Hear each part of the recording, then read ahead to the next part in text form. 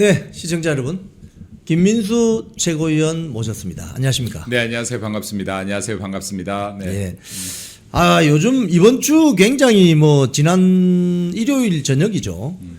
저는 대구 지역 그 공천 결과가 제일 나중에 이렇게 나올 줄 알았더니 대구 지역 공천 결과 나오고 서울 지역 서울시장 후보 경선 결과가 중간에 나오면서 많은 분들이 일부는 좀 충격을 받기도 하고 또 많은 분들이 여러 가지 또 불평 불만이 많이 쏟아지고 또 지지자들은 또 서로 다른 주장을 많이 하시고 그런데 요거 어떻게 보고 계십니까? 저도 사실 좀 충격을 예. 받았던 부분인데 왜냐하면 개인적으로 저는 좀 이 공천이 지도부 들어서면서도 계속 얘기했지만 싸웠던 분들 위주로 돼야 된다라고 봐요.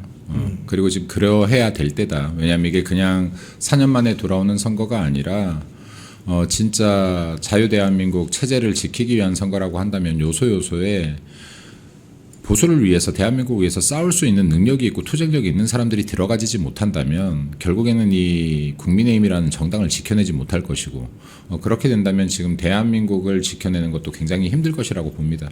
그런데 지금 사실 지난번 나왔을 때 제가 대구 같은 경우는 모양새가 보긴 좋지 않다라고 했어요. 예. 왜냐하면 현직 의원들이 너무 많이 나왔다. 예, 맞아요. 왜냐하면 지금 힘든 지역들은 현직 의원들을 찾아볼 수가 없고 예. 네. 그리고 된다는 지역들은 현직 의원들이 너무나 몰려서 이거 자체가 지금 어떻게 보면 국민들에게 주는 사인이거든요. 예. 네, 국민들에게 주는 사인이기 때문에 이거 자체는 보기가 좋지 않다라고 했는데 어쨌든 지금 이진숙 위원장과 주호영 그 의원이 컷오프 되는 상황으로 지금 종결이 됐는데 제가 알기로는이 아니라 당대표께서는 전체 다 경선을 하라라고 했습니다.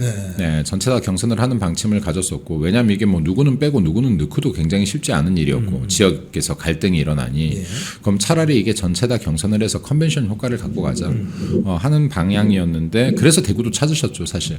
대구도 찾았는데 찾고 나서 바로 이렇게 발표가 나버리니 그렇다라고 해서 제가 봤었을 때는 당대표 입장에서 또 그 공간위의 결정을 본인이 흔들 수 없는 노릇이고. 그렇죠. 공간이 네. 독립성이. 네. 그리고 또 이정현 위원장 입장에서는 이정현 위원장께서 이 뒤에를 보시는 정치를 하고 있지는 않다고 봐요. 그러니까 예. 지금 연배도 있으시고 예. 지금 이 공간위원장을 마지막 정치의 행보로 보고 계시는 것 같은데 또 본인께서는 본인 나름대로 이 어떻게든 이기는 공천을 하겠다라는 의지가 굉장히 강하신 것 같다. 그리고 이게 보수에 어떤 도움이 되는 공천을 하고 싶어 하는 게 강한 것 같다라는 생각이 듭니다. 그래서 이게 참 누구를 비판하기도 쉽지 않은 노릇인데 이진숙 위원장 같은 경우에 대해서는 그래도 좀 큰 그림으로 본다면 이진숙 위원장이 이때까지 보여왔던 행보가 있으니 이 분을 어떤 적재적소에 더 크게 사용하려고 하는 것이 아닌가라고 짐작하고 있습니다. 그 이정영 공관위원장이 지난 일요일 날 저녁에 그 발표를 하시면서 앞으로 그 컷오프 되신 분들 중에 일부는 국회라든지 또는 국가 기능으로 역할 재배치를 할 수 있다 이렇게 말씀하셨거든요. 사실 그렇게도 돼야 될 겁니다. 왜냐하면 지금 국회에 싸울 수 있는 사람들이 들어가져야 되고 지금 지도부 들어서 지 6개월이 넘었는데 이 기간 중에서도 지금 이미 우리 지지층이라든지 그리고 당원분들께서 이렇게 싸우는 사람이 없나라는 생각은 지금 수백 수천 번을 하셨을 것 같고요. 그것도 지금 이게 사실 지자체장 같은 경우도 아직 공천이 확정된 게 아니고 언제든지 룸이 또 열릴 수가 있거든요. 예. 예를 들어서 지금 이 지역에 후보군이 이것뿐이 없는데 이 후보로는 안 돼. 라고 하면 이거 또 열릴 수도 있는 겁니다. 그러니까 지금 이게 아직 다 마무리된 상황이 아니기 때문에 예를 들어 지금 이 사람이 여기 가서 싸운다면 이거는 가능성이 있어 승부를 내볼 수도 있겠다. 왜냐하면 이게 비단 지자체장 한 명의 문제가 아니라 비례에도 또 영향을 미치거든요. 아, 그렇군요. 예, 그렇죠. 이 사람이 지금 괜찮은 후보가 나왔다 그러면 이 사람이 설령 떨어진다고 하더라도 이거 비례 표수에 영향을 미치게 됩니다. 예. 네, 그럼 이게 시도위원이라든지 단 한 석이라도 더 갖고 올 수 있는 구조를 만들 수 있기 때문에 이러한 부분까지도 지금 제가 볼 때는 평가를 하고 있을 것이라고 봐요. 네, 그래서 지금 사실 이게 진짜 힘든 지역 같은 경우는 후보 찾기도 쉽지 않은 지역들도 있고 또 된다 싶은 지역은 후보가 너무 몰리는 경향이 있고 그래서 지금 이제 이게 당내에서 어차피 풀어가야 될 숙제인데 그 과정 중에 대구가 어떻게 보면 가장 핫한 대구를 먼저 이렇게 결정을 한 것이 아닌가라는 생각이 드는데 이것이 되려 또 좋은 방향으로 흘러갈 수 있는 계기가 될 수도 있을 것 같다는 생각이 듭니다. 제가 봤을 때는 뭐 이정현 공관위에 대해서 이런저런 말들이 많지만 제가 쭉 보면서 느낀 거는 소위 말해서 이 당의 뭐 보수의 심장, 뭐 대구라고 하지 않습니까? 보수의 심장이라고 하는 그곳의 중진들에게 어마어마한 충격을 준 건 사실 아닙니까? 솔직히 말해서요, 저는 또 이렇게 중진들 안 좋은 얘기를 하긴 그렇지만 보수는 비례랑 똑같아요. 아니 대구는 비례를 지금 연속 2번, 3번, 4번 받은 거랑 똑같습니다. 그러면요, 진짜로 이거 당에 기여를 많이 하셔야 돼요. 당에 정말로 기여를 많이 하셨어야 돼요. 이분들이 투쟁하셨어야 돼요. 왜냐하면 서울 수도권은요, 진짜로 내가 너무 세게 지르면 여기에서 지역 민심이 이탈하기도 해요. 예. 근데 대구는 대구에서 당당하게 질러줘야 돼요. 전면에 나서 싸워주셔야 돼요. 이럴 때 지금 민주당하고 싸울 때 이재명 욕도 대구에서 하고 민주당 욕도 대구에서 하고 이렇게 해야 이게 싸움 전선이 되는 겁니다. 예. 이분들 지금 비례를 한 번 받기도 힘든 비례를 3번, 4번, 5번, 6번 받아온 거랑 똑같아요. 그럼 당을 위해서 진짜로 한 번 정도 헌신해야죠. 이렇게 당이 힘들 때 싸워주셔야죠. 근데 대구 의원이 누군가가 나와서 싸웠다는 얘기 들어보신 적이 있습니까? 없어요. 그런 이야기보다는 배신했다는 이야기 많이 들어봤는데. 그래서 저는 이게 뭐 이런 이야기 해봐야 중진 의원들한테 찍히기뿐이 더하겠습니까만은 변하셔야 돼요. 지금 당이 진짜로 변하셔야 됩니다. 그래야지 대한민국 지키는 겁니다. 근데 지금 이 와중에서도 진짜로 뭐 내가 좀 더 좋은 자리 가보겠다라고 해서 우리끼리 싸우는 모습을 보여준다면 이게 과연 좋은 모습인가?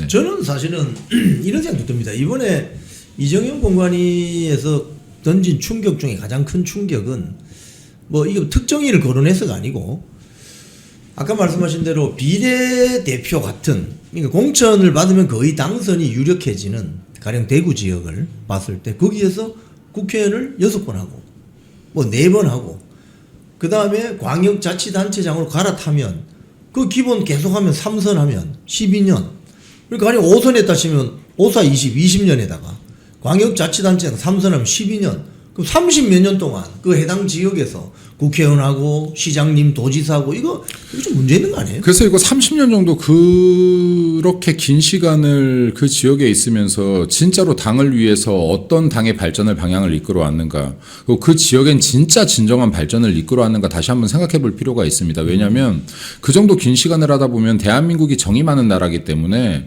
여기 지역 주민들하고는 정이 붙었을 수도 있어요. 그리고 지역에서 오피니언 리더들 같은 경우는 또 가까운 관계에 있을 수도 있습니다.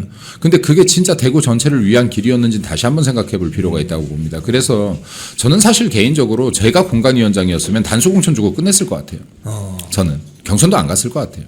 예. 경선도 안 가고 그냥 단수공천 주고 빨리 왜냐하면 대구는 된다는 지역이잖아요. 그러니까. 그럼 이거는 진짜로 후보를 모셔와서라도 이 사람이 진짜로 당에 기여할 수 있는 그리고 대구시 발전에 기여할 수 있는 능력자를 끌고 와서 그냥 단수공천 주고라도 빠르게 끝내버렸어야 된다고 봅니다.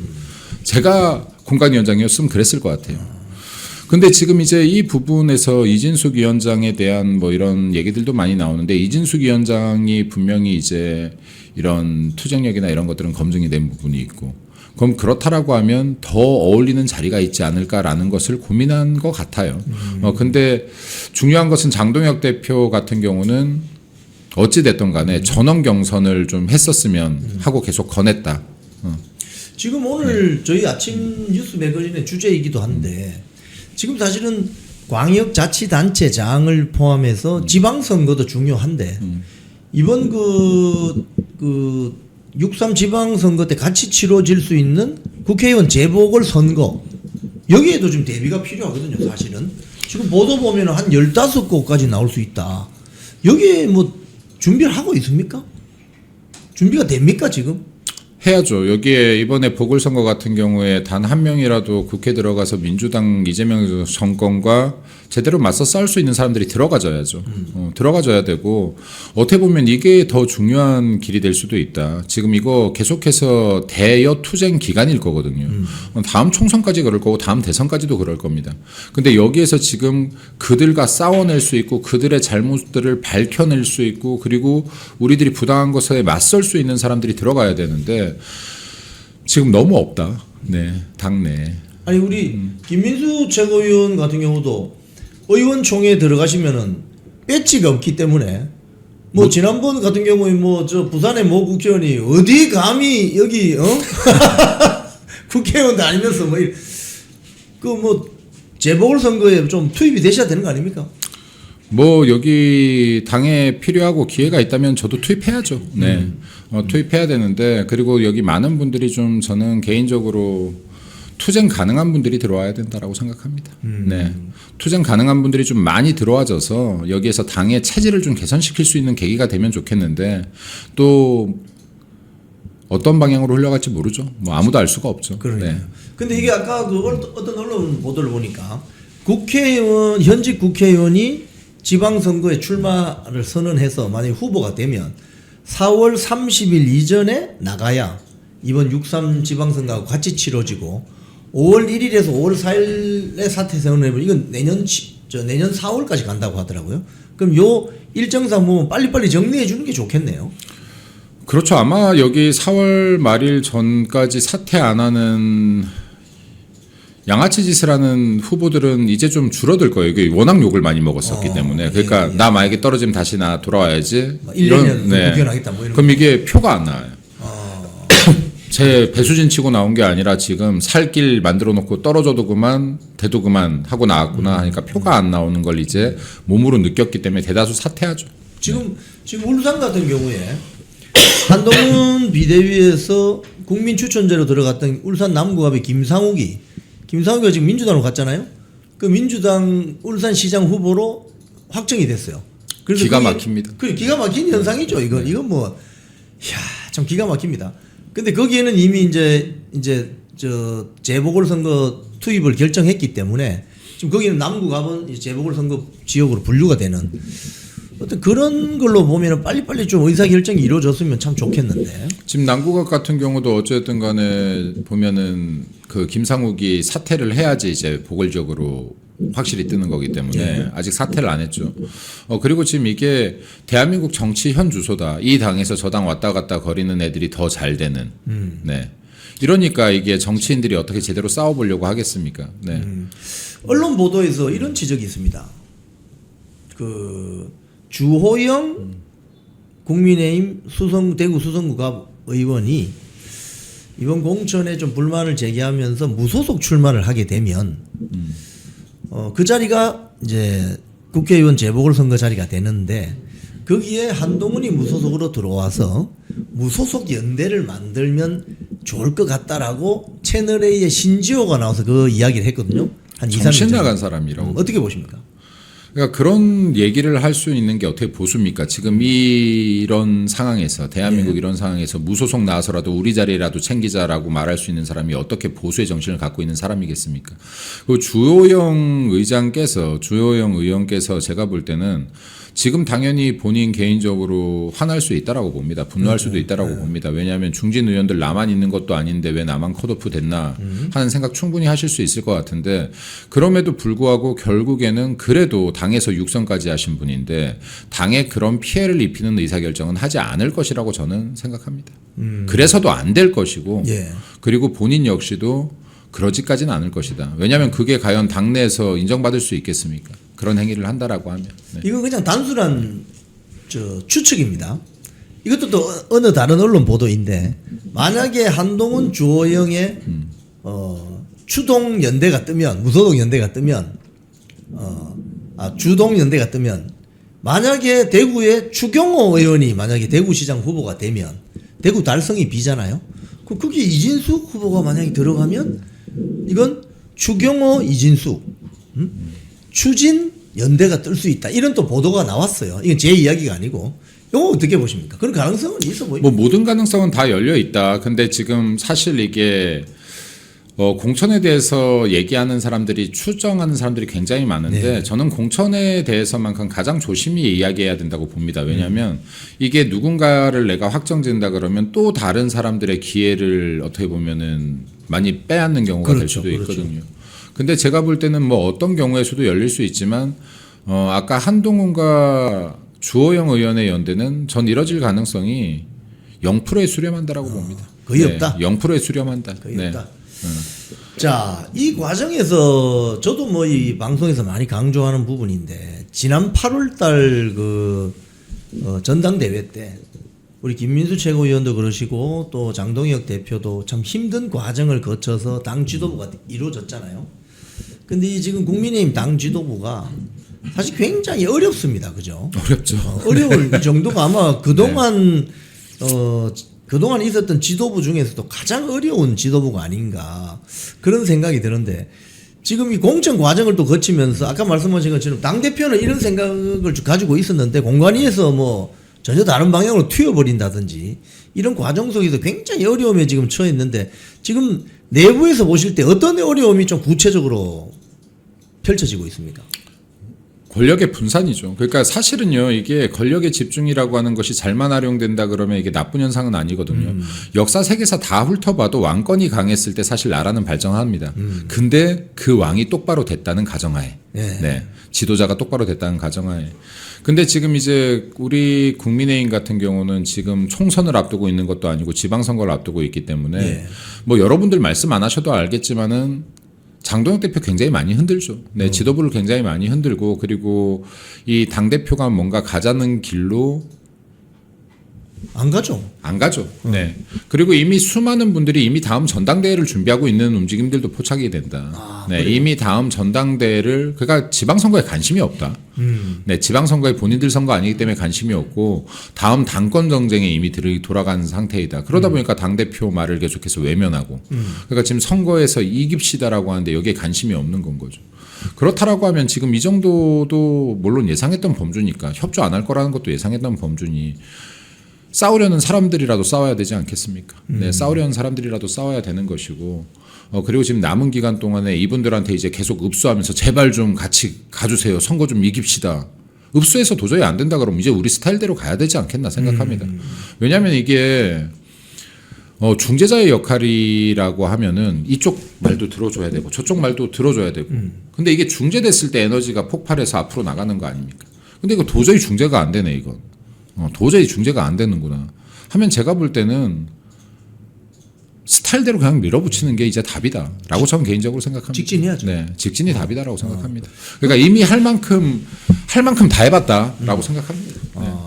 지금 사실은 만약에 2028년도 총선이 있잖아요. 장동혁 대표가 연임이 되어서 2028년도 총선 공천권을 지게 된다면 당이 어떻게 변할 것 같습니까? 다음 공천권, 총선 공천권을 지게 되면은 제왕적 권력 구도가 나올 겁니다. 아, 그래요? 왜냐하면 국회의원들이 그때는 내 공천권을 졌잖아요, 당대표가. 네, 그러면 이게 한동훈 때처럼 다 줄 서서 쫓아다니는 형태가 될 거고. 아하. 예. 그리고 한교안 전 대표 때처럼 다 줄 서서 쫓아다니는 때가 나올 겁니다, 그림이. 그러니까 그럴 때만 충성하면 안 된다, 이게. 예. 그럴 때만 당에 충성하면 되냐, 이게. 당이 힘들 때도 충성해야 되는 것이고 당이 어려울 때 더 충성해야 되는 것이지 야 이번에만 충성하면 내가 공천받을 거야 이런 모드로 가기 때문에 당이 계속 무너지는 것이다. 네. 제가 이 방송에서 이런 비유를 자주 해요. 국민의 힘이라는 성이 있는데 거기 성주가 장동혁이에요. 근데 성 안에 있는 귀족들은 재래식이에요. 완전히 퇴행적인 재래식 귀족들이 있는데 이 재래식 귀족들은 성문을 닫고 오로지 성주 괴롭히거나 성주 피곤하게 하거나 이렇게 하는데 성문 밖에 있는 그 지지자들은 장동혁을 외치면서 대표로도 성주로도 만들고 했는데 이제 이 성문을 열고 성주가 성 밖에 있는 지지자들과 소통을 강화하고 또 2028년 그 전투를 위해서 준비가 셋업이 되면 이 분위기가 확 바뀌지 않겠습니까? 어떻게 해야 됩니까? 저는 이 성 밖을 나와야 된다고 봅니다. 그러니까 이게 구중 궁궐에 갇혀 있는 것이다. 예. 사실은 궁궐도 아닌데 안에 들어가면 움막인데 뭐 하나 제대로 돼 있지도 않은데 민주당에 다 뺏겨서. 그럼 힘도 없는데 이 힘을 계속 분산시켜서는 싸워서 이길 수가 없다. 그리고 이게 지금 진짜로 나라가 위기 상황이라는 걸 인지한다면 지금 안에서 이러고 있겠는가. 그리고 지금 당대표나 대통령이 된 사람들도 마찬가지라고 봅니다. 역대 대한민국 대통령도 다 마찬가지라고 보는데 저는 이게 지도자들의 눈과 귀를 가린다. 그러니까 민심 듣지 마세요. 저 아둔한 소리들 듣지 마세요 하고 눈과 귀를 가리고 그리고 우리 말이 맞습니다. 우리 말대로 하세요. 그러니까 지금 이 지도자들을 항상 자기들이 권력자들이 쥐고 흔들려고 한다. 꼭두각시처럼. 내가 앞으로 가면 앞으로 가고 내가 우로 봐면 우로 보고 좌로 봐면 좌로 봐라. 뒤로 돌아면 뒤로 봐. 그리고 네가 왜 괜히 피곤하게 국민 목소리에 귀를 기울이려고 그러니. 내가 전달해 주는데. 예. 내가 이 민의를 전달해 주고 있는데 내 말 믿어. 레거시에 나온 여론조사 보면 돼. 니네 그냥 17% 쩔이야. 그러니까 이거 지방선거 끝나고 니네 살아남고 싶으면 지금부터 발밑에서 기어. 이런 얘기하고 있는 겁니다. 근데 이렇게 해서는 싸워서 이길 수가 없다. 그리고 이미 지금 누군가는 이 당의 문제점들을 본 사람들은 국민들의 목소리에 더 귀 기울이려고 하고 그리고 이들의 목소리를 대신 외치려고 하고 근데 이 안에 너무 강력해요. 그러니까 한쪽 편만 들 수가 없어요. 이 너무 강력해서 이 현실을 무시하고 갈 수가 없는 거예요. 그렇죠. 그럼 이거 아사리판이 되는 거예요. 현실을 무시하면. 그래서 이걸 어떻게든 중재를 해보려고 하지만 중재가 되지 않는다 결국에는. 중재가 되지 않는다. 네. 이게 어떻게 보면은 장동혁 지도부가 처한 성 안에 그 재래식 귀족들과의 소통의 문제 또는 협의의 문제 이런 것들이 너무나도 힘들겠네요. 결국은. 그럼에도 불구하고 저는 길이 있을 거라고 봅니다. 그러니까 이게 힘들 거야만 할 게 아니라 지금 분명히 지금 중요한 것은 이제 공천이 좋든 싫든 간에 4월 말이면 끝날 거 아닙니까? 네, 대다수는 4월 중순이면 끝나게 될 것이고 공천이 끝나면 그 지역에서 분명히 지역마다의 바람이 인물 중심으로 불게 될 것이고 네. 그리고 이 과정에 또 장동혁 대표가 그래도 한 칼이 분명히 있는 분이거든요. 예. 그럼 여기에서 승부수를 한 번 정도는 던질 것이다. 그러니까 이 지방선거를 뒤집을 승부수를 던질 것이다. 의원들이 뭐라 해도 던질 것이다. 네. 그리고 나서 이 판을 어쨌든 간에 승리로 가져가기 위한 싸움을 하는 것이지 우리가 지금 질 것을 예상하고 싸우면 되냐. 근데 지금 우리 당의 100명 이상의 의원들은 이미 이건 졌고 전당대회나 준비하자의 모두가 훨씬 더 많은 것 같다. 그래요. 이런 장수들과 어떻게 싸움을 하겠는가. 이런 장수들과. 그럼에도 불구하고 진짜 이순신 장군이 나는 12척의 배가 있다. 니네들은 다 포기했어도. 했던 사람들이 몇 명이라도 있다면 제가 봤을 때 충분한 가능성이 있다라고. 아까 그 말씀하신 것 중에 성 밖으로 나가는 것이 지금 장동혁 지도부에게는 큰 어떤 전환의 기회가 올 수 있다. 성 밖으로 나간다는 게 어떤 의미죠? 저는 사실 성 밖으로 나가고 안 나가고 그게 문제가 아니라 성벽을 허물어뜨려야 된다고 봅니다. 아, 성벽 자체를 그냥. 성벽 자체를 허물어뜨려야 된다. 왜냐하면 이 성에서 지킬 게 없습니다. 이 성 안에는 보수의 가치도 없고요. 네, 그리고 이 성 안에서 뭔가 지킬 만한 것이 없다. 그러면 이건 성벽을 아예 허물어서 국민들과 소통해야 되는데 계속해서 이 소통들을 막는 사람들이 너무나 많다. 근데 막는다고 안 보이나요? 보려고 하면 보이거든요. 근데 보는 사람들을 이상하게 만든다. 밖의 민심을 듣고 이것을 실천을 하려는 사람들을 극우라고 손가락질하고 어디 모자른 사람 취급을 하고 한 줌의 목소리에 계속해서 좌지우지되는 사람으로 생각하니 그럼 이 사람들이 소수거든요. 그럼 외눈박이 나라에 두 눈 있는 사람이 가면 비정상이 되는 거예요. 그럼 이런 사람들 계속 비정상이라고 이 내부에서 손가락질을 하면서 힘을 약화시키는 겁니다. 힘을 약화시키는 거기 때문에 이 구조를 바꿔내지 못한다라고 하면 힘들다. 근데 이 구조를 이번 선거에서 못 바꾼다. 당연한 거 아닙니까? 이 구조. 이 구조는 총선에 바꿔질 것이다. 총선. 아까 말씀하신 장동혁 대표가 할 수 있는 결정적인 한 방은 뭐 너무 명확하게 말씀은 못 하시겠지만 힌트를 줄 수 있습니까? 선거 국면에선 사람뿐이 없다고 봅니다. 사람이 될 겁니다. 네. 네. 알겠습니다. 네. 자, 요거 마지막으로 하나 더 여쭤보죠. 지금 코로나 백신 있잖아요. 백신. 곰팡이 백신. 그거 어떻게 되고 있습니까? 우리 문제 제기를 우리 김민수 최고님께서 아주 강력하게 하셨는데. 제가 최초 문제 제기를 했는데 이것도 지금 우파 일부 우파에서는 이런 얘기를 하더라고요. 쟤네들 지금 싸우기 싫으니까 곰팡이 백신 꺼냈다. 그러면서 또 뭐 가짜 보수다. 저는 이게 우리도 좀 전체 뉴스를 좀 보면 좋겠어요. 갑자기 곰팡이 뉴스를 꺼낸 게 아니라 감사원 감사 결과가 나왔기 때문에. 그렇죠. 감사원 결과. 그러니까 백신이 이상이 있다는 걸 우리가 추정했던 것과 백신이 이상이 있었다는 게 결과가 나온 건 완전 다른 얘기가 되는 그렇죠. 거예요. 그럼 우리가 추정을 가지고 백신 얘기를 할 때 뭐라고 했습니까? 음모론자라고 했잖아요. 근데 감사원 결과가 나온 거예요. 싸워야죠 이제. 싸워야 되니까 싸우는 겁니다. 팩트가 나왔으니까. 자, 그럼 이걸 가지고도 지금 말들이 많았지만 제가 일단 질렀고 여기에서 또 의원님들이 또 세미나도 개최를 했고 예. 그리고 지금 제가 그 과정에서 여기 코로나 백신 피해자 가족들 지금 굉장히 많아요. 이분들도 지금 만나 뵙고 여기 대표들도 만나 뵙고 그럼 이 과정에서 지금 이게 또 우리 시민들께서 이 특별법에 대한 것들도 또 계속해서 동의 서명을 받고 계시고 예. 그럼 이게 움직여지고 있는데 이거 굉장히 중요한 것이 코로나 백신 하나로 이재명 정권 무너뜨릴 수 있는 아주 중요한 카드입니다. 이거 지금 화력을 집중해야 됩니다. 예를 들어서 지금 우리가 문재인 정권이 그때 당시에 얼마나 이해찬 등등이 50년 이상 가는 정권이 될 것이다라고 하고 큰 소리를 쳤습니까? 이거 조국 사태로 무너지는 거거든요. 그럼 이게 트리거가 하나 나와야 됩니다. 예를 들어서 지금 이재명 정권이 아무리 나쁜 짓을 해도 국민들 정서를 건들지 못한다라고 하면 이것은 나쁜 짓 한 게 묻혀버리는 거예요. 저게 지금 아무리 항소 포기를 하고 검찰청을 폐지하고 그리고 사심제를 만들어도 국민들께서 이게 나쁜 거네라고 못 느끼면은 그렇죠. 이건 반응이 없는 겁니다. 지금처럼. 근데 거꾸로 백신 같은 경우는 전 국민이 피해를 봤어요. 내가 음식점 마음대로 들어가지 못했고 커피숍 마음대로 들어가지 못했고 내가 불안한데 저도 애가 5명 아닙니까? 초등학생 아이들을 나도 불안한데 애들을 접종을 시켰고 그리고 중고등학생들 부모들도 마찬가지로 우리 애들 불안한데 접종을 시켰고 근데 그 중에서 사지마비가 된 애가 나오고 사망자가 나오고 이거는 지금 온 국민이 분노했던 사건인 거예요. 그렇죠. 근데 이 결과가 감사원 결과가 나온 겁니다. 싸워야죠 이거.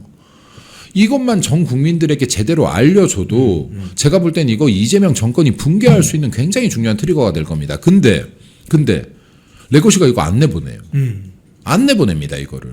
그럼 우리가 알려야죠. 이게 지금 제가 너무 가슴 아픈데요. 이걸 제대로 널리 퍼뜨리는 게 이재명 아웃이 될 수가 있습니다. 이재명 재판 속개가 될 수가 있습니다. 윤 어게인이 될 수가 있습니다. 이거를 진짜 눈에 안 보이신다 그러면 내가 너무 답답한 거예요. 예. 그러니 지금 이런 것들을 뭘 가지고 이 사람들이 싸우는 데는 분명히 이유가 있는 것이다. 지금 백신 여기 피해자 모임만요. 이거 지금 피해를 봤다라는 등록만 10만 명이에요. 10만 명. 등록한 사람만 10만 명. 예. 사망한 것으로 지금 추정되는 사람들이 2,600여 명이에요. 이 중에서 지금 단 1% 보상받았습니다. 지금 이런 통계들이 지금 나오고 있는 거 아닙니까? 그럼 이걸 가지고 싸워야 되는데 제가 그날 이거 발표한 날 신문에 안 나와요. 이거. 그럼 누가 알려야 됩니까? 레거시는 안 알리는데 우리가 알려야죠. 그래서 제가 이거는 보수 유튜버들께서 이거 집중적으로 다뤄주셔야 된다. 이게 지금 국민들 귀에 들어가고 야 곰팡이 이거 부르기 편하게 이거 가족 협의회들하고 곰팡이 백신으로 언어 통일을 할까라고 얘기를 했는데 이 곰팡이만 들어있던 게 아니에요. 머리카락도 들어있고 지금 이상물질도 들어있었어요. 그러면 이게 지금 이런 것들이 밝혀졌음에도 불구하고 이 백신을 회수하지 않고 그냥 놔버렸다는 거 아닙니까? 그렇죠. 이거 간접살인이랑 똑같아요. 이거. 이거 국가적 재난인 거예요. 이것만 진짜로 제대로 끄집어내도 이 국민들 당연히 보상도 받으셔야 될 거 아닙니까? 그렇죠. 보상 당연히 받아야죠. 국가적 재난인데 이거. 근데 이분들은 위로조차 받지 못했어요. 국가가 죄송하다는 말 한마디 제대로 듣지 못했습니다. 이거에 더 분노하시는 거예요. 제가 만난 가족분들 중에 자녀를 잃은 분이 있고요. 자녀가 사지마비가 된 분이 있어요. 이분들 진짜 얼굴에는 분노가 담겨 있는 거고 이분들 얘기하다가 눈물이 터지세요. 이분들 보상 바라는 분들이 아니에요. 단순하게. 국가로부터 우리가 잘못했다라는 그 말 한마디라도 듣고 싶은데 이 말 지금 5년째 안 해주고 있는 거예요. 그럼 이런 거 같이 싸우지도 못하면 이거를 지금 싸워야 될 거라는 걸 우리가 인지하지 못한다라고 하면 우린 또 선거 져요. 네. 또 선거를 집니다. 네, 그래서 그리고 이런 선거를 이겨내야지 우리들이 이 피해자들도 도울 거 아닙니까? 그렇죠. 지금 국가적 재난을 민주당 입맛에 맞게 이거는 국가적 재난. 분향소 차리고 울어. 이것도 국가적 재난. 그 분향소 차리고 계속해서 시위해. 근데 무한공항 참사는 안 돼. 코로나 백신 안 돼.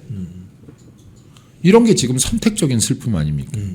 선택적 분노. 선택적 분노, 선택적 슬픔을 자아내는 것인데 진짜 억울한 사람들 코로나 백신 피해자들 아닌가? 이거 국가에서 강제로 맞게 한 거잖아요. 강제로 맞게 한 거 아닙니까? 국가에서. 예. 근데 이분들의 죽음 외면하면 되겠습니까? 이분들 부작용 외면하면 되겠습니까?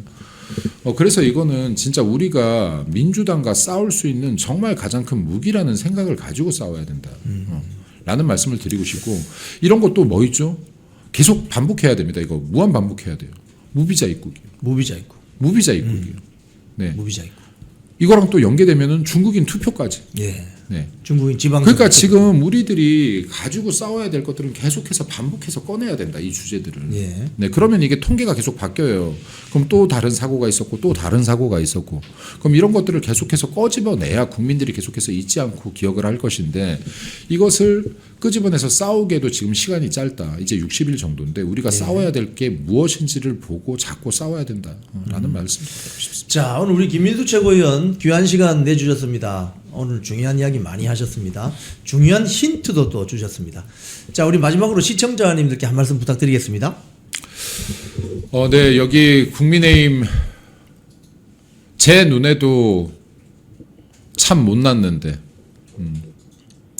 그리고 뭐 때로 저의 모습조차도 제가 보기에도 못났는데 국민 여러분들 보시기에 국민의힘 얼마나 못났겠습니까? 마음에 안 드시겠습니까? 그럼에도 불구하고 이번 6.3 지방선거 국민의힘을 선택하는 길이 국민 여러분 스스로를 지키는 길이 될 겁니다. 대한민국을 지키는 길이 될 겁니다.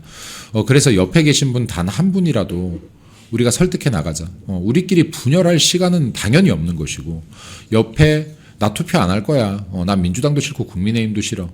이런 분들 옆에 단 한 명씩이라도 설득하자. 그러면 선거 이긴다. 예. 그리고 여기 지금 우리 실시간 몇 명이나 보고 계실까요? 지금 한 3,500명 보고 있습니다. 이분들이 한 명씩만 설득하면 3,500표 더 나오는 겁니다. 네. 그러니까 이런 마음으로 우리들이 싸워야 지금 남은 시간 동안에, 그리고 이분들 한 분이라도 내가 선거 투표장에 손잡고 내가 데려가겠다. 지금부터라도 단 한 명만 설득하겠다라는 생각으로 이거 성공해 주시면 선거 이긴다. 네. 그래서 이게 못난 모습의 국민의힘이지만 이 과정을 거치면서 나아질 것이고 변화가 될 것이다. 짧은 시간 안에 다 바꿔내지 못하더라도 분명히 우리가 희망을 버리지 않는다라고 하면 바뀌게 될 것이고, 이 힘으로 대한민국 지키게 될 것이다라는 말씀 드리고 싶습니다. 그리고 국민 여러분들 항상 감사드리고, 특히 이영풍 TV 애청자 여러분들 감사합니다. 그리고 이영풍 우리 앵커님도 항상 나라 위해서 이렇게 정론 펼쳐주셔서 진심으로 감사하게 생각합니다. 네. 예, 손수조 대변인 나오셨습니다. 안녕하십니까? 네, 반갑습니다. 요즘 잘 지내십니까? 예, 열심히 지내고 있습니다. 그 대변인 문제 앞으로 잘 풀리겠죠? 예, 일단 제가 내부적으로 조금 이제 상의 드리고 알아본 결과 뭐 이번 주 목요일 날 또 최고회의가 있으니까 목요일이나 뭐 다음 주 정도에는 예, 어느 정도 정리가 되지 않을까 싶습니다. 예. 네. 뭐 대변인 문제 때문에 뭐 설왕설래가 있지만 또 이분들이 장동혁 지도부를 위해서 아주 헌신적으로 싸워주시는 분들이기 때문에 아마 이번 주 목요일 최고위원회에서 뭐 결정이 있지 않을까 기대를 해봅니다. 지금 우리 공천 이야기 좀 해볼까요? 네.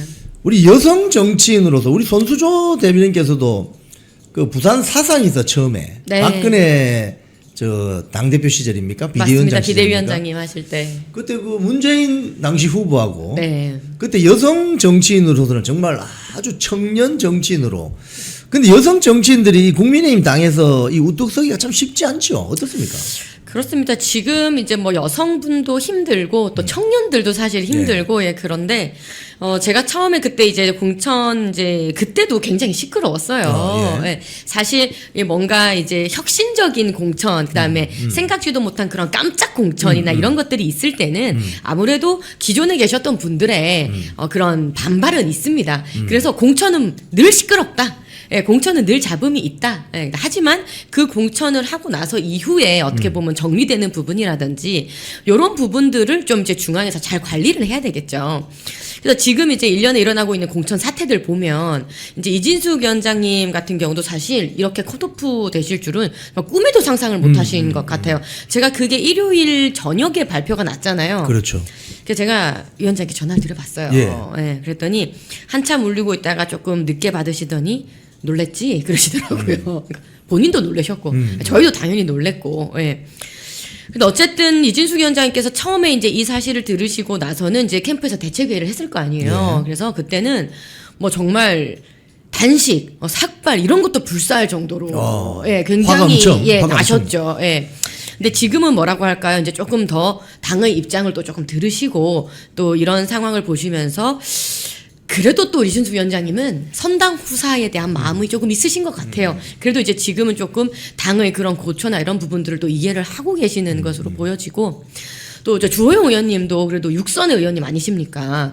또 그쪽 캠프에도 제가 막 연락드려서 한번 알아봤어요. 알아봤어요. 네. 네. 어제 또 저녁에 막 알아봤더니 네. 지금 약간 칩거에 들어가신 것 같아요. 칩거. 네, 그러니까 주호영 의원님 이런 일이 있으실 때마다 절에 좀 자주 가신다고 하더라고요. 그 불교 신자니까. 예, 예, 또 그래서 지금도 어쩌면 좀 칩거에 들어가신 게 아닌가 하는 좀 그런 상황이 감지가 되더라고요. 사실 우리 그 손수조 대변인께서도 참 그때 그 사상에 나온 게 20대 아닙니까? 20대 후반? 예, 그렇습니다. 20대 후반에 그 민주당이 정치 거무라고 한번 세게 붙었는데 정말 뉴스를 막 엄청난 그 파란만장한 뉴스를 만들어냈는데 어제 보니까 뭐 나경원 의원이 이진숙 그 방통위원장을 재보궐선거에 투입해야 된다. 재보선에 투입해야 된다. 또 일부에서는 경기도지사 어떠냐? 경기도지사에 가면 뭔가 헌신적으로 당을 위해서 봉사하는 것으로 이야기도 되고 또 거기 가서 경기도에 출마할 여러 기초자치단체장 후보들이나 지방의원 후보들에게 큰 힘을 줄 수 있지 않겠냐. 어떻게 보십니까? 경기도지사 출마는 전 말이 안 된다고 생각합니다. 왜냐하면 그 지역의 활동이라는 것도 있는 것이잖아요. 이진숙 위원장님은 애초에 대구에서 활동을 하셨던 분입니다. 출마도 또 하셨었고요. 그래서 지역 근거지는 대구가 맞습니다. 예, 갑자기 뭐 경기도로 보내는 건 이건 진짜 말이 안 되고요. 근데 이제 이진숙 위원장님이 워낙 전투력이 강하시다 보니까 예. 여의도 정가에서 애초에 그런 얘기가 많이 나왔죠. 국회에 오셨으면 좋겠다. 국회로. 예, 와서 최민희랑 제대로 쐈으면 좋겠다. 이런 얘기가 많이 나왔어요.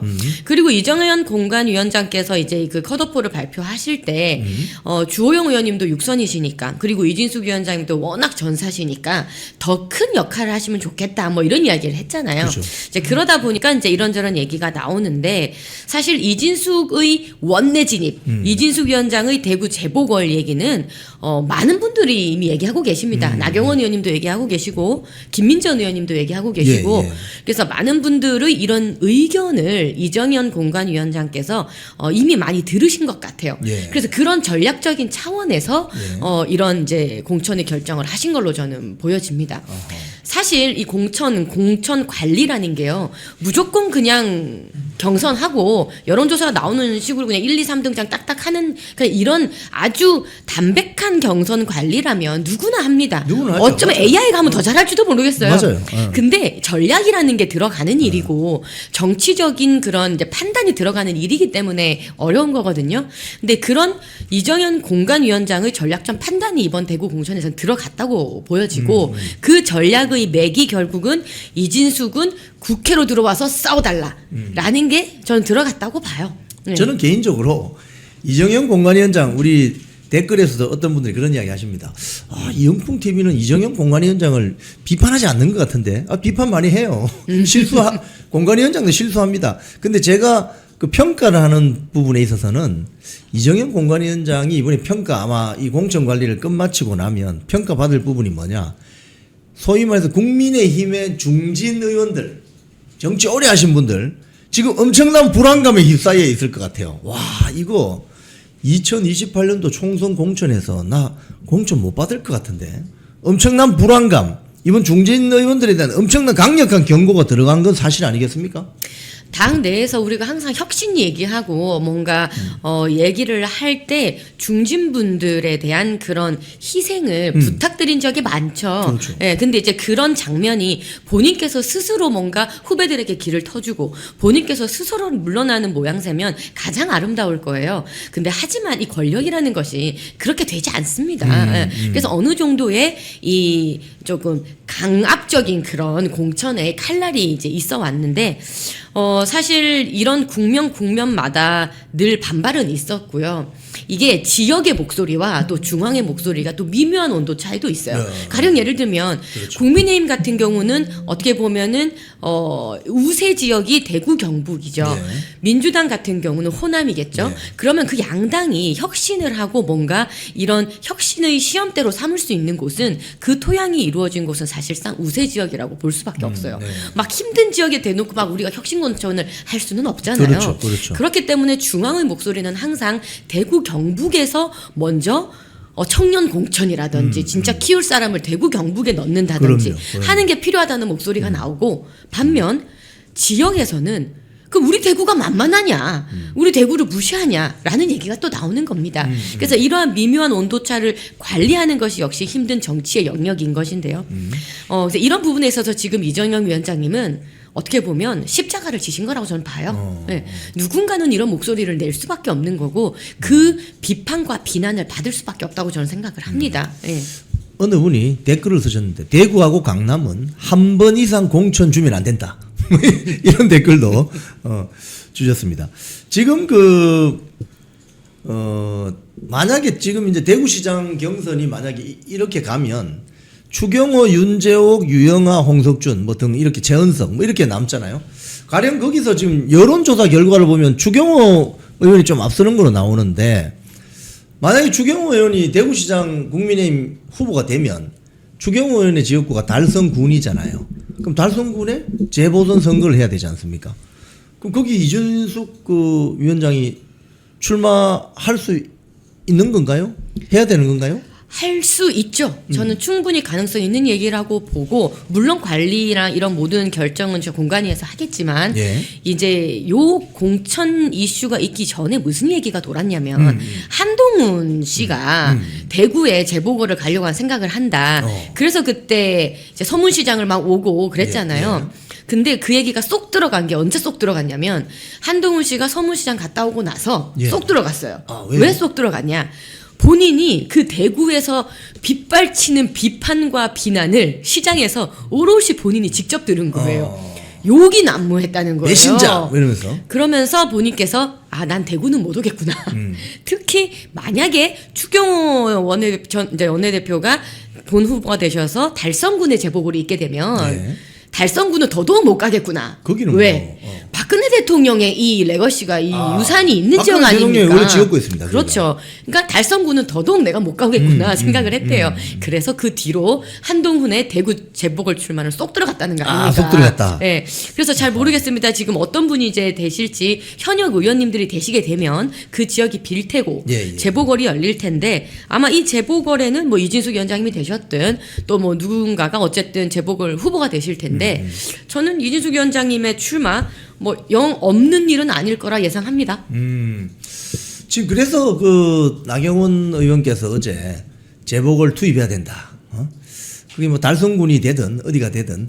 자, 그런데 한동훈이 대구 서문시장만 간 게 아니고 부산 구포시장도 갔어요. 그렇죠. 한동훈이 지금 부산을 넘보고 있는 것일까? 어떻게 보십니까? 부산 같은 경우는 이제 부산 북갑입니다. 이제 여기가 제 지역구였던 옆에. 사상구 지금의 옆에. 고향인 사상구의 바로 옆에 있어요. 예, 구포시장 맞아요, 너무 맞아요. 자주 갑니다. 장보러 너무 자주 가는데, 여기에서도 이제 비판의 목소리를 들은 거예요. 구포시장을 갔더니 뭐 하러 왔노? 뭐하러 왔노? 말랐고 왔노? 내가 보지 마시노!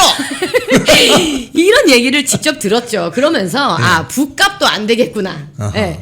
그러면서 어디를 노리냐? 소문입니다. 소문. 소문. 해운대를 노린다는 거예요. 해운대. 만약에 주진우 의원님이 만약 예, 본 후보가 예, 되시면, 예. 지금 경선이니까 어떻게 될지 모르잖아요. 이제 나올 수 있는 이제 그 확률 중에 하나이니까 해운대가 나오면 해운대를 노려보겠다. 지금 또 이런 얘기까지 나오고 있어요. 뭐 지역구 쇼핑합니까? 부산 분들은 이제 너무나 화가 나죠. 부산을 물러보나. 물러보나. 예, 무시하냐라는 반응이 지금 빗발치고 있기 때문에 예. 지금 이제 굉장히 힘들어 보이고요. 지금 사실 주진우 의원님이나 뭐 주호영 의원님이나 대구의 의원님들이 지금 완전히 한동훈과의 선긋기에 나서고 있어요. 이런저런 얘기가 나오니까 그러니까 주진우 의원님이 혹시 한동훈과 지금 뭔가 내통하는 것이 아니냐. 맞아요. 나가고 뭐 본 후보가 되면 해운대를 한동훈에게 주는 거 아니냐, 이런 얘기가 나오니까 예. 완전히 선긋고 있습니다. 절대 아니다. 절대 아니다 얘기를 하고 계시고 주호영 의원님도 주호영 의원님이 만약에 뭐 지금 무소속으로 나가거나 해가지고 그 지역구 수성구지 않습니까? 수성구가. 거기가 네. 비면 또 한동훈이 오는 거 아니냐, 뭐 한동훈과 연대하는 거 아니냐 이런 얘기가 나오니까 확실히 선 긋고 있어요. 아니다. 한동훈과 그렇게 하는 건 아니다. 그러니까 이 두 분이 전부 다 한동훈 묻을까봐. 묻을까봐. 절대 묻을까봐 지금 몸을 지금 사리고 있다는 거죠. 근데 그게 이제 며칠 전이거든요. 친한계 저 평론가죠. 신지호 전 의원이 그 채널A에 나와가지고 저 주호영, 한동훈, 주한 연대가 뜰 수 있다. 뭐 이렇게 하면서 주호영 의원이 대구시장 무소속으로 뜨면 그 수성구 갑이 빌 거니까 거기 한동훈이 들어가면 된다. 그리고 어제는 또 보니까 박정아 의원, 정성국 의원이 이 라디오 나와가지고 주호영 의원께서 모든 가능성을 열어두고 있다고 한다. 이러면서 마치 주한 연대가 좀 뜰 것 같은 이야기를 하던데 요거는 좀 자기들이 지금 운을 띄우는 거죠. 그래서 제가 주호영 의원님 주변을 조금 제가 취재를 한번 해봤어요. 예, 예. 어떤 생각을 도대체 하고 계신지. 예. 그랬더니 이 중진 컷오프에 대한 얘기는 워낙 많이 나왔잖아요. 그래서 본인들도 사실 중진 전체가 컷오프되는 그림은 그렸었대요. 그러니까 이른바 주호영, 추경호, 윤재옥 이런 예. 중진분들이 한꺼번에 뭔가 컷오프 됐을 때는 굉장한 반발을 하려고 했던 준비를 좀 했던 것 같아요. 그러니까 어느 정도 그림을 그렸던 거죠. 예. 그런데 주호영 이진수 컷오프가 됐단 말이에요. 그러니까 그러니까 할 말이 생각지도 못한 이 그림이 그려지면서 멘붕에 빠지신 거예요. 지금 멘붕에 빠지셨어요. 이 상황이 됐을 때는요. 무소속 쉽지 않습니다. 무소속을 나오신다는 건 결국 탈당을 하신다는 건데 그렇죠. 탈당을 결국 국회의원 배지를 내려놓겠다는 건데 이거 쉽지 않습니다. 그래서 이제 지금 이런 주호영 이진수 컷오프가 됐을 때의 주호영 의원님의 이제 앞으로의 향방에 대해서 지금 칩거 왜 들어가셨습니까? 굉장히 지금 고민이 많으시기 때문에 칩거 들어가신 거거든요. 일각에서 얘기하는 그 주한 연대설도 쉽지는 않을 겁니다. 결국 주한 연대를 한다는 것은 무소속을 나온다는 얘긴데 무소속 나오기가 쉽지 않으실 거예요. 육선이나 우리 당에서 이렇게 하셨던 의원님이시고 물론 중간에 무소속도 나가셨던 경험이 있죠. 조영 의원님이. 근데 그때 국회의원 선거와 지금 시장 선거는 다릅니다. 예를 들어서 지금 김부겸 지금 30일 날 출마 선언을 한다는 거 아니에요? 예. 김부겸이 민주당에서 저렇게 출마를 하고 또 우리 당에서도 추경호 의원님이나 윤재욱 의원 누구든 훌륭하신 후보 나오실 겁니다. 이러한 상황에서 무소속으로 지금 나온다는 것은 그냥 헬게이트가 열리는 겁니다. 그냥 이 안 되라고 하는 것밖에 안 되는 거예요. 그렇죠. 그러니까 포기하는 본인이 거죠. 되고자 하는 장면이 안 나온다는 거예요. 그렇기 때문에 무소속 자체가 쉽지는 않으실 거고 따라서 이 주한 연대라는 것은 한동훈 쪽에서 이름 띄우려고 그냥 띄우는 설에 불과하다. 주호영 의원님 측에서는 전혀 생각지 않으실 것이다. 지금 부산 같은 경우 보면은 처음에 그 현직 시장을 컷오프하고 지금 대구에 뭐 그 중진 의원들 막 컷오프 시키듯이 뭐 단수 공천을 가보려고 했다가 결국 부산 지역 국회의원들이 다 반대하는 바람에 주진우, 박형준, 주진우 이 경선으로 가게 됐는데 그래도 부산에 좀 안테나 많으시잖아요. 어떻게 뜨고 계십니까? 예, 그래서 부산의 기자님들에게 전화를 쫙 돌려봤죠. 부산의 기자들, 예, 경쟁자. 상황이 어떻게 보시는지. 예. 그러니까 일단 모든 기자님들이 이거는 뭐 저라서 저에게 하는 말씀이 아니고 기자님들은 냉철하시거든요. 예. 된다. 된다. 그래도 국민의힘 된다. 국민의힘 된다. 네. 와, 지금 힘든 상황인데 어떻게 그렇게 생각을 하십니까? 왜 된다고 생각을 하시나요? 했더니 2018년도에 DB 봤다 아이가. DB 받아. 오거돈 해봤다 아이가. DB 받다 아이가. 예. 오거돈 해봤자 민주당 줘봤자 별거 없더라. 별게 없더라. 오히려 오거돈 전 시장님 어떻게 물러났습니까? 그 정말 파렴치한 성추행으로 물러났습니다. 그렇다고 뭐 부산이 뭐 대단히 발전했나요? 그렇지 않거든요. 그러니까 민주당 줘봤자 아무 별거 없다. 디비봤자 별거 없다. 라는 결론에 이르셨고 결국 지금 이제 박형준, 주진우 두 분의 경선인데 예. 이 경선은 저는 굉장한 컨벤션 효과는 있을 거라고 생각합니다. 있어요. 예. 그래서 어떤 분이니까 왜냐면 두 분 다 장단점이 확실하신 분이거든요. 맞아요. 예. 어떻게 보면 박형준 시장님은 기존의 우리 광성 지지층들에게 그렇게 애정을 받으셨던 분은 사실 아니에요. 그렇죠. 예, 뭔가 이렇게 매력 포인트를 발산하지는 못했는데 어제 그저께인가요? 삭발 삭발을 감행하셨습니다. 삭발을 하시면서 우리 부산의 글로벌 이 특별법에 대해서 드디어 이제 소위에 올라갈 수 있도록 만들어내셨어요. 맞아요. 이런 강한 모습.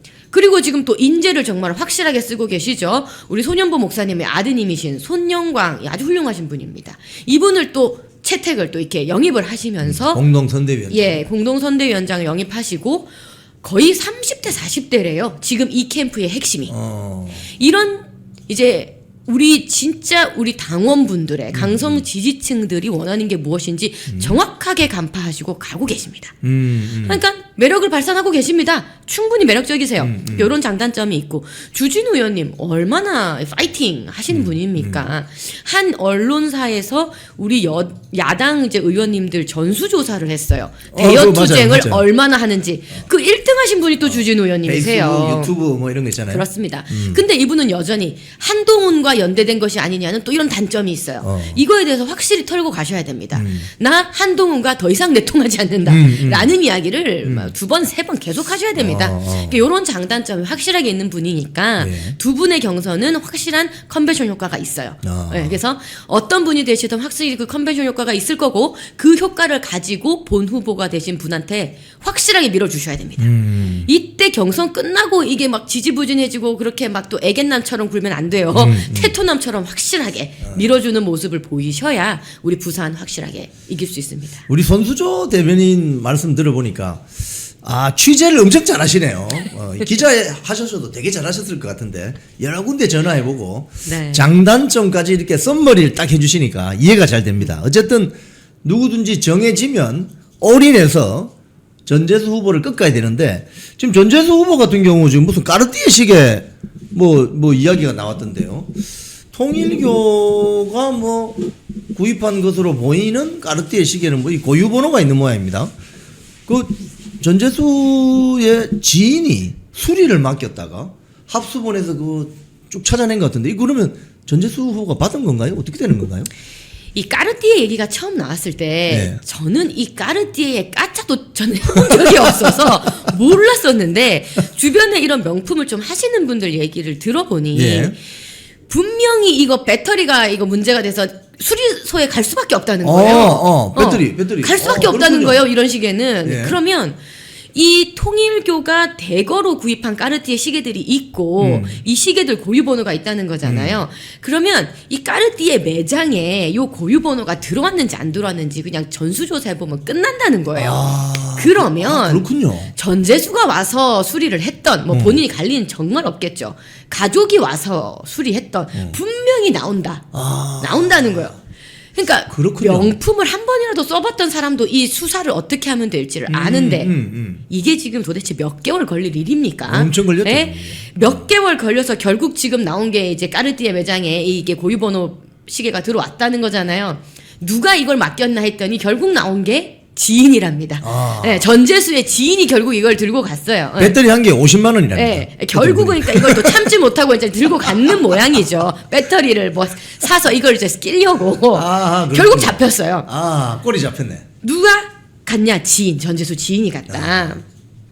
이거는 정말 두말할 게 없는 얘기예요. 이제 알겠네. 예. 근데 문제는 지금 뭐냐면 3천만 원, 그러니까 전재수가 받은 가격이 까르띠에 포함, 현금 포함해서 3천만 원이 넘어야 이게 이 기간이 우리가 수사를 할 수 있는 기간이 돼요. 3천만 원 이하면 그 뇌물죄 이제 형량이 밑으로 내려가서 이미 공소시효가 끝나버린 일이 돼버리는 거예요. 특검이 질질 끈 이유가 있네.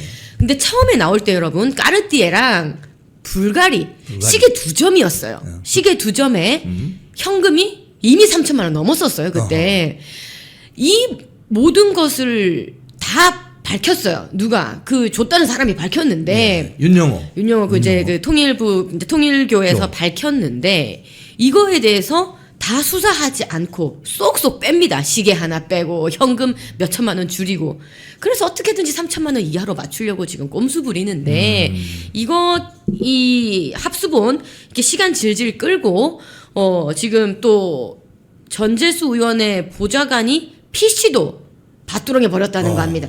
누가 전재수 아니랄까봐 밭에 밭전자 쓰십니다 이분. 전재수 아니랄까봐 밭에다가 버리는 지금 꼼수를 하고 계시는데 합수본 빨리 수사 속도 내셔야 될 겁니다. 예, 그렇지 않으면은 이거 당선이 만약에 뭐 그럴 리는 없겠지만 당선이 되신다고 해도 바로 이 또 수사를 다시 들어가야 되는 이 직을 내려놓으셔야 되는 상황에 빠집니다. 참 이거 우리 뭐 손수조 대변인님도 그렇고 저도 그렇고 부산 출신인데 그 현직 그 부산시장이 이 불행하게 돌아가시거나 또는 뭐 구속이 되거나 이런 일들이 많았었거든요. 가령 뭐 노무현 정부 때, 노무현 정권 때 그 주례구치소에서 고 안상영 시장이 극단적 선택을 하신 거 그런 부분 또 뭐 오거돈 시장이 또 그 말도 꺼내기 참 민망한 그런 사건으로 또 구속이 되고 그죠? 또 뭐 이 전재수 이 후보도 또 그런 일이 벌어지지 말라는 법이 없지 않습니까? 지금 뭐 통일교 관련 뭐 까르띠게 제가 찬 시계 이런 거는 배터리 갈아치워도 그 기록이 안 남습니다. 그냥 일반 시계방 가면 그냥 갈아주는. 근데 어느 분이 배터리 하나가 50만 원짜리라서 기록이 남는다고 하는데 제가 깜짝 놀랐네요. 자, 지금 그 김병욱이라고 이자도 지금 보니까 제가 보니까 좀 예민합니다. 부산 출신이던데. 지금 뭐 저기 경기도 지역에 뭐 자치단체 장으로 출마하는 모양인데 아들이 무슨 뭐 아파트를 28억짜리를 사는데 뭐 돈이 약간 빈다고 하는데 이게 무슨 소리죠? 그러니까 이 김병욱 후보가 성남시장 지금 출마를 성남시장. 네, 하는데 민주당의 대변인 있어요. 김지호 대변인이라고. 예. 그 둘이 이제 후보 출마를 했는데 컷오프가 되고 김지호 대변인 컷오프가 되고 이 김병욱 이 사람이 이제 공천을 받았어요. 예. 받았네요. 공천을 받았는데 그러니까 아빠 찬스를 써서 아들이 김병욱 후보의 아들이 이 아파트를 샀는데 이제 뭔가 아빠 찬스를 써서 이제 이 아파트를 구입을 했다 이런 의혹이 지금 나오고 있는 겁니다. 네. 근데 저는 이분이 성남시장 후보로 알고 있었는데 부산 분인지는 또 몰랐네요. 근데 이 사람이 지금 부산에 어디 경남공고 어디 출신이라고 네. 하더라고요.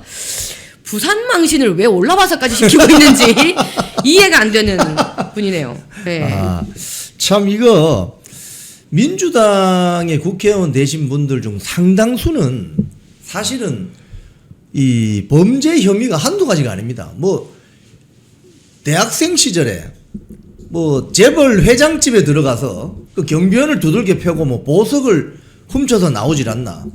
뭐 미 대사관저 들어가서 몽둥이를 휘두르지 않나. 화염병을 투척하지 않나. 뭐 이런 건 뭐 기본이고. 뭐 지금 뭐 코인 국회의원도 나오고 그죠? 이거 뭐 네. 아들 관련 비리. 이분이 그 아들 관련 비리는 최근에 터진 거고요. 예, 예. 사실 경찰관 폭행이 있습니다. 아 그래요? 그러니까 정원호 시장 후보만 여러분 경찰관 폭행 아시죠? 그렇죠. 예. 김병욱 후보도 폭행 전과가 있어요. 아, 이 반국가 세력인가? 왜 경찰관을 폭행하지?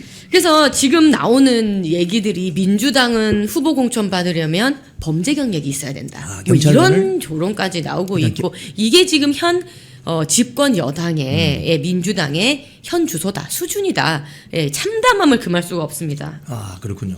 자 오늘 우리 손수조 대변인 모시고 정치 현안에 대해서 많은 이야기를 나눠봤습니다. 역시 안테나가 좋습니다. 고성능 촉을 가지고 계셔서 제가 모르는 이야기 여러분께 아주 재미있게 유익하게 풀어드렸습니다. 우리 대담 마치기 전에 마지막으로 우리 시청자님께 한 말씀 부탁드리겠습니다. 지금 장동혁 대표 중심으로 지방선거를 이제 치르자라고 해서 결국은 이 많은 이제 원내 의원님들도 그렇고 많은 이제 지역에 계신 후보님들도 그렇고 이 중심으로 좀 이제 화합 무드로 치르려고 노력을 하고 있습니다. 근데 무엇보다도 지금 각 지역 곳곳에서 뛰는 후보님들이 제일 힘듭니다. 예. 예, 후보님들이 제일 맞아요. 힘든데 제가 또 우리 청년 후보자들한테 또 취재를 해보니까요. 취재. 예, 그 2018년도 우리 박근혜 대통령 탄핵 이후 때도 굉장히 힘들었는데 지금은 우리 청년 후보들이 좀 낫대요. 왜 좀 낫냐 물어봤더니 20대들이 그렇게 길가에서 만나면 화이팅을 외쳐준답니다. 그렇군요. 우리 20대 젊은 우파분들이 지역 곳곳에서 정말 우리 국민의힘을 응원하고 있으니까요. 우리 국민의힘 달고 빨간 옷 입고 뛰시는 우리 후보님들 모두 정말 다 힘내시기를 바랍니다. 아, 고맙습니다. 우리 고성능 안테나 촉을 가지신 손수저 대변인 오늘 대담 나눠봤습니다. 고맙습니다. 감사합니다. 콩TV를 사랑하시는 시청자 여러분, 대한민국은 지금 체제 전쟁 중입니다. 연성 파시즘 체제로 갈 것이냐, 아니면 자유민주주의 체제를 지킬 것이냐, 이를 위해서는 결단과 용기가 필요합니다. 민주당의 정보통신망법이 통과되어서 오는 7월부터 시행이 됩니다. 이렇게 되면 언론 자유 훼손은 물론이고 자유우파 유튜버들의 산업 생태계에 심각한 지장이 예상됩니다. 여러분, 어떻게 해야 되겠습니까? 여러분들의 도움이 필요합니다. 여러분들이 우잘사 회원에 가입하셔서 대한민국 체제 전쟁에 승리하고 국민의힘 장동혁 지도부를 지켜내고 정보통신망법을 비롯한 언론 자유를 심각하게 훼손하는 여당발 공세에 대응해 주시기 바랍니다. 우잘사 회원 많이 가입하셔서 함께 가는 여정을 만들어 갑시다. 감사합니다.